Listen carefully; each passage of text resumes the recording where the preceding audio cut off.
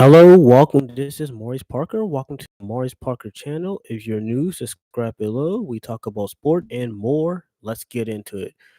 We are kicking off the week 6 of the NFL season that has concluded. As we look forward to week 7, that's actually starting tomorrow. The games we're going to talk about is between the Giants and the Giants and the Eagles happened on Thursday night, and which was one of the big upsets of the season. Cam Scatterby scored 3 touchdowns. Jackson Dark was incredible. The headline of the story has to be that the Giants look like a complete team in a tough environment against the Philadelphia Eagles, who they have not beaten. Although there was moments between Jalen Hurts and Dallas Goedert, these had scored a touchdown, and Saquon Barkley had scored in. It just looked like it was just not their night. After the second half, the Giants can't kick it into full gear. Scatterboo, 3 touchdowns. The Giants' defense was led by the secondary Dexter Lawrence, and Alden Thibodeau was doing his thing. It was just pretty amazing to see this young group of people come out and win the game. For the Giants, this is something you could build with the quarterback of the future. The one thing I would like to note in the game was that in the third quarter, Jackson Dork took a pretty big hit. He went to the medical tent, the blue tent, and his coach Ryan Dable went in there to check on him. Typically, you're not allowed to do that. As soon as Russell Wilson got in the game, they started to boo him. Unfortunately, in the last 2 plays, I mean, it was just a bad pass, and you could kind of tell that Brian Dable wanted the quarterback in there, and you know that happened. Another quick game that we're going to talk about on this show was between the Pittsburgh Steelers and Cleveland Browns. This was the first divisional game between both teams this season, and the Acros were staying at 1 o'clock. The takeaways in this game was the fact that the Steelers defense actually limited Cleveland to 3 field goals. They did not really have a running game. There was passes open, but Dylan Gabriel was not able to see it because he was getting blitzed a lot by the Steelers defense in the game. Total domination by Nick Herbig and TJ Watt. Jalen Ramsey had a few sacks. Believe it or not, Aaron Rodgers threw 2 touchdowns, one to DK Metcalf and one to Connor Hayward for a touchdown. As the record improved to 4-1. Another big game we're going to talk about is, well, for that game, I'll say for Cleveland, if you figure out the quarterback situation, you'll be fine. If you want to go with Shador Sanders, you have to make that choice now. If you're going to stick to Dylan Gabriel, then you have to equip whatever decision you're going to make for the team. You got to make it so that way you can know what you're going as an organization. For the Steelers, this is a motivating win to keep going forward as you got to go forward in the season. There's going to be ups and downs. You got to ride the wave. Another interesting game was between the Tampa Bay Buccaneers and the San Francisco 49ers. This game was a back and forth between Mac Jones and Baker Mayfield, who prior to the game had never beaten the 49ers. There was a gutsy play on 3rd and 14 in which he ran. And normally quarterback slide, they don't get it, but he kept running, kept extending the play, kept running for the first down. The stretch extended, he got the first down. I mean, was fiery and feisty. You could tell he really wanted to win that game. He was without his 2 top threats in Chris Godwin and Mike Evans. Actually, Abuka, his other rookie receiver, fell out and came out the game because he had got hurt with his hamstring, and they end up still winning, which is incredible for Tampa Bay to keep up this hot streak. Another game that I thought was that we're going to talk about is the Sunday night game between the Detroit Lions and the Kansas City Chiefs that took place in Arrowhead. What was interesting in this game was a few things. Detroit was at first looking like they was going to be one of those type of games where they ran down the field first for a touchdown, but the guy lined off all sides. Jared Goff did not ever get set, so they had to nullify the touchdown. Now, this game was about, at first it looked like the Lions had a good chance to win, but the turning point of the game, if you was to ask me or anybody, was the fact that on 4th and 2, Steve Spagnuolo does his blitz. The Lions pick up the blitz. Jared Goff throws it to Amon-Ra Brown, who's a short-handed receiver. Unfortunately, he dropped the ball. I think that gave the Chiefs life. Mahomes from there turned into Mr. Spectacular. He had thrown some good touchdowns, had to make sure that he had got his team in position to win the game.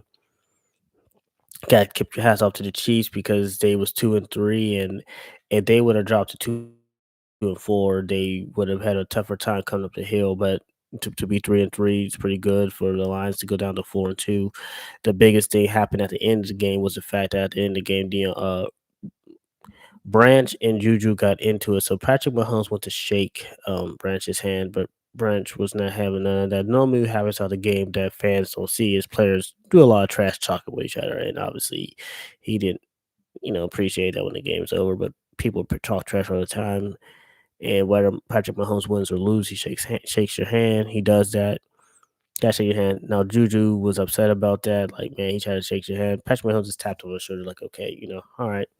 Because Mahomes got it. Like, his emotions are high, and I guess Branch didn't like the fact that Juju had, in his words, cheap shotted him during the game where he had blindside blocking the refs didn't call it. Hits Juju in the face. I mean, like, slaps him, like, face palm in the face. Now, Isaiah Pacheco is trying to, like, he holds and pushes Branch back, like, come on, man, you don't got to do that. Juju starts charging that Branch, and Branch starts hitting and slapping Juju, and it took away from a good game. Nobody wants to win. Nobody wants to lose a game. People want to win. Everybody wants to win. Nobody signs up for the game of football or anything. People want to win, but you gotta take your wins like you take your losses. Humility. There's gonna be a lot of trash talking. There's gonna be all that. But at the end of the day, if you tried your best and it just wasn't it, sometimes the other team wins. Ultimately, you're going to win. Sometimes you win, and sometimes you lose. Sometimes you're victorious, and sometimes defeat. But it's how you handle yourself in those moments that help you as a person. I think for the Chiefs, this is momentum. You got to go forward. I mean, you have a quarterback that has always went to the AFC Championship game and have been very fortunate that he has been able to continue to go to the AFC Championship games ever since he was the starter. For the Lions, hey, if you do see them again, we just got to play. Now, another game we're going to talk about.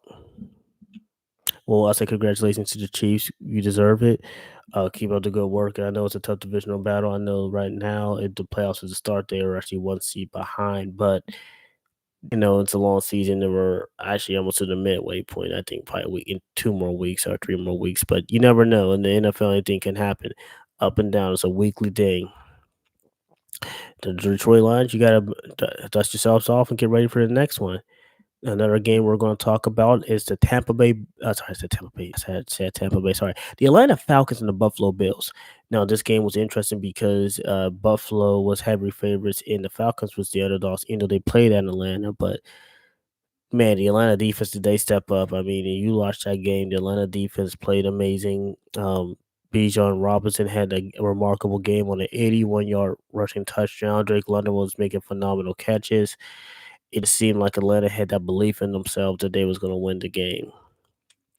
Josh Allen made 2 uncharacteristic interceptions throws. Now, Josh Allen has always been a gunslinger. I think the only difference is he got much better at not throwing costly interceptions. I know there was one before half, and then there was one near the end of the game with that kind of sealed it. The honorable plays that did not happen that happened almost at halftime was that Penix threw it to Drake London. Michael Penix had threw the ball to Drake London, and there was only like 8 seconds left. No, at this point, Drake London could go out of bounds, but he has the angle for the touchdown, so he's going for a touchdown. Now, he's running all the way, dives in the end zone. At first, you think it's a touchdown, but then you see that he stepped out of bounds on the sideline, which is nullifies a touchdown. There was no more time on the clock.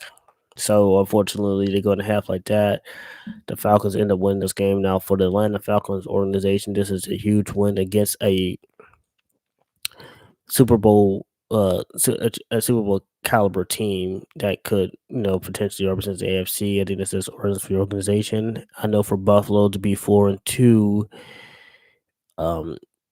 you just got to bounce back, Buffalo. Right now, they're not the division leaders because the Patriots have beat the Saints earlier, and as a result, Buffalo is again, even though they got the same record because the Patriots had a head-to-head right now.